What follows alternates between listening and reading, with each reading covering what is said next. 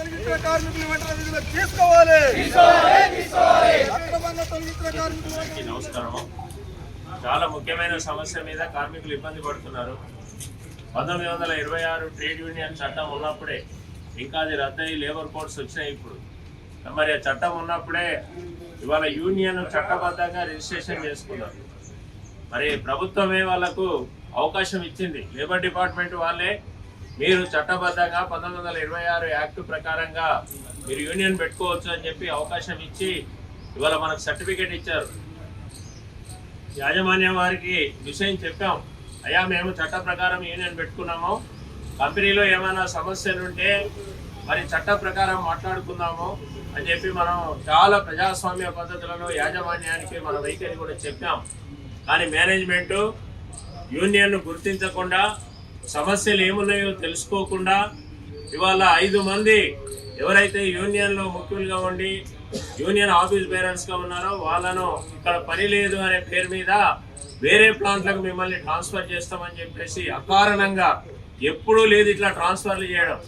పోనీ గతంలో ఇట్లా ఆనవాయితీ ఉంది, ట్రాన్స్ఫర్ చేసే పద్ధతి ఉంది అని అంటే అది కొంత అర్థం చేసుకోవచ్చు. కానీ ఇంతకుముందు ఎవరు ఎక్కడ ఏ ప్లాంట్ల కార్మికులు అక్కడే ఉంటారు. దేశంలో వీళ్ళకి 120 కంపెనీలు ఉండొచ్చు, కానీ ఒక కంపెనీ నుంచి ఒక కంపెనీకి కార్మికుడు పోయేది ఎక్కడా లేదు. మేము ఉండేది నివాసం సంగారెడ్డి జిల్లా పాశం మైలారంలో కంపెనీ ఉంది. ఎక్కువ మంది కూడా చుట్టుపక్కల గ్రామాల వాళ్ళు ఉన్నారు, ఇంకా కొంతమంది ఇతర ప్రాంతాల నుంచి వచ్చిన వాళ్ళు ఉన్నారు. మరి వీళ్ళని ఏ కారణంతో ఇవాళ మీరు ట్రాన్స్ఫర్ చేశారు అంటే దానికి సమాధానం లేదు.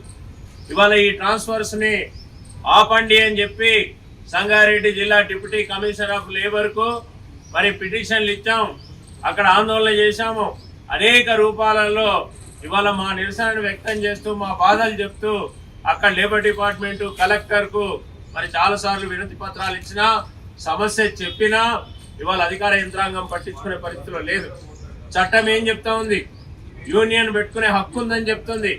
ఎవరైనా యూనియన్ పెట్టుకున్నారనేటువంటి కారణంతో ఆ కార్మికుల మీద కనుక కక్ష సాధింపు చర్యలకు పాల్పడితే అది అన్ఫేర్ లేబర్ ప్రాక్టీస్ అని వాళ్ళ చట్టం చెప్తా ఉంది. అన్ఫేర్ లేబర్ ప్రాక్టీస్ అంటే చట్ట వ్యతిరేకమైన చర్య. మరి మేనేజ్మెంట్ చట్ట వ్యతిరేకంగా అన్ఫేర్ లేబర్ ప్రాక్టీస్ కు పాల్పడతా ఉంటే మేము అడుగుతున్నాం లేబర్ డిపార్ట్మెంట్ ఏం చేస్తున్నది అని చెప్పి. ఇవాళ సంగారెడ్డి డిప్యూటీ కమిషనర్ కావచ్చు, ఇక్కడ ఉండేటువంటి జేసీఎల్ గారు కావచ్చు, కమిషనర్ ఆఫ్ లేబర్ కావచ్చు, ఎందుకు మేనేజ్మెంట్ ను ప్రాసిక్యూట్ చేయట్లేదు?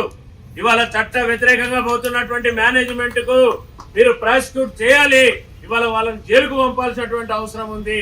కానీ ఇలా మేనేజ్మెంట్ బరిదెగించి నువ్వు ట్రాన్స్ఫర్ చేస్తే పోలేదు అనేటువంటి పేరు మీద ఇవాళ వాళ్ళను టెర్మినేట్ చేశారు.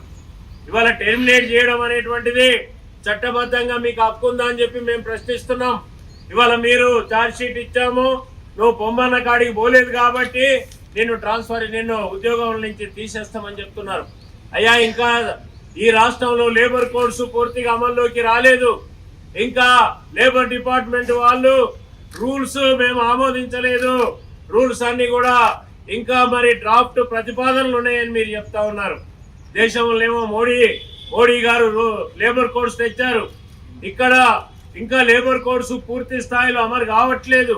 పాత కార్మిక చట్టాలు ఉన్నప్పుడే మరి మాకు ఈ పరిస్థితి వచ్చింది. ఎవరు సమాధానం చెప్తారు దీనికి? ఇవాళ ఈ కార్మికులు ఏమి చేయడం, ఇక ఏ మార్గము లేక ప్రత్యక్ష కార్యాచరణలోకి ఇవాళ వెళ్ళారు. బహుశా ఇప్పటికి 22 రోజులు అయిపోయింది.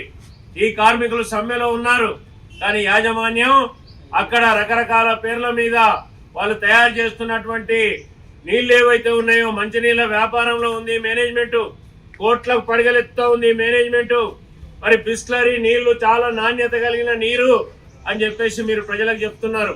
అంటే ప్రజలకు నీళ్లతోటి వ్యాపారం చేసి కోట్ల రూపాయలు లాభాలు గడిస్తున్నటువంటి మీకు యూనియన్ అడ్డం వచ్చిందా? ఇవాళ ఈ మేనేజ్మెంట్ చెప్తుందంట మాకు ఎక్కడా యూనియన్ లేదు దేశంలో, ఇక్కడ కూడా యూనియన్ ఉండదని చెప్పి.